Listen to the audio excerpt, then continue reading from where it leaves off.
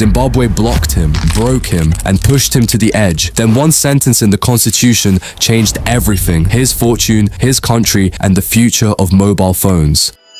In the early 1990s, Zimbabwe was a country frozen in time, at least when it came to phones. Zimbabwe's telecom sector was dominated by a single state-owned company, the Posts and Telecommunications Corporation, or PTC. It wasn't just a company, it was a wall. You want a phone line? You didn't just apply, you joined a waiting list that stretched for years, sometimes over a decade. Imagine trying to call someone in your own city, only to find it harder than sending a letter across continents. That was the reality. Into this system stepped a young engineer, StriveMasiyiwa. He wasn't yet a tycoon or a celebrity, just a restless mind, a bold vision, and a simple idea: mobile phones. Why lay wires across every street when technology could leapfrog the old system entirely? Masiyiwa saw a shortcut to the future. By that time, he had studied in the UK, worked abroad, and saved every penny he could. So he offered a deal. His company, Econet, would bring in the technology, build a network, and take the risk. The government would take a risk-free stake, a win-win, or so he thought. But the response from PTC was immediate, a flat, dismissive no. The monopoly was absolute. The state claimed the future belonged to them, even if they refused to build it. And in that moment, Masiyiwa realized this fight would not just be about phones. It would be a battle for progress, opportunity, and the very right of Zimbabweans to connect with the world.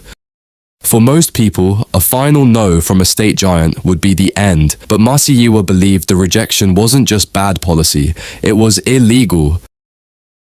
So he sued. His first move was a legal loophole. He argued that the monopoly only covered fixed lines, not mobile technology. The High Court agreed. For a moment, it was a flicker of hope, but the state crushed it almost immediately. The Supreme Court overturned the ruling, slamming the door shut. Masiyiwa had already spent a fortune, and suddenly the fight looked over. Facing total bankruptcy, Masiyiwa was at his breaking point. Bills piled up on his desk. The lawyers were exhausted, and then a forgotten clause in the Constitution changed everything. Section 20, the right to receive and impart information. The breakthrough was seismic. He stopped arguing business law and started arguing fundamental rights. If the government owned the only microphone and refused to share it, then free speech was a lie.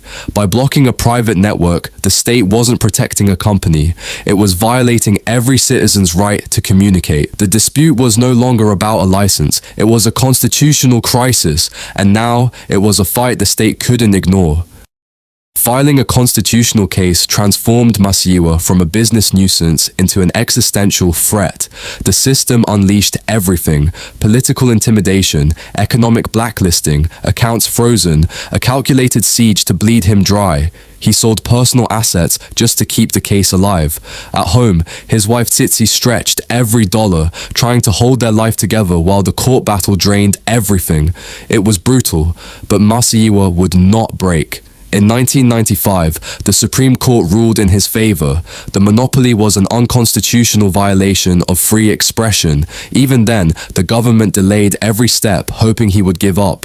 But victory came at a terrifying personal cost. When Econet Wireless launched in 1998, the response was explosive. They overwhelmed their state-owned rival almost instantly. But this triumph carried a haunting personal price. The persecution continued, and in 2000, Masiyiwa was forced to leave Zimbabwe. He had fought for the right to connect his country, yet he could no longer safely step foot inside it. The irony was sharp. He won the battle for the nation, but lost his home, yet his impact only rippled outwards. The precedent he set ignited telecom liberalization across the continent. Masiyiwa was pushed out, but his victory paved the way for a connected Africa. StriveMasiyiwa's story is a blueprint for winning against impossible odds. He faced a system that controlled everything, yet he won not with more power, but with a better argument. He proved that while a government can ignore a businessman, it cannot easily ignore its own constitution. He didn't just build a network. He exposed the truth that the fight for connection is ultimately a fight for freedom. And this is just one story of someone who turned impossible odds into groundbreaking victory. Hit subscribe and learn the mindset they use to rewrite the rules.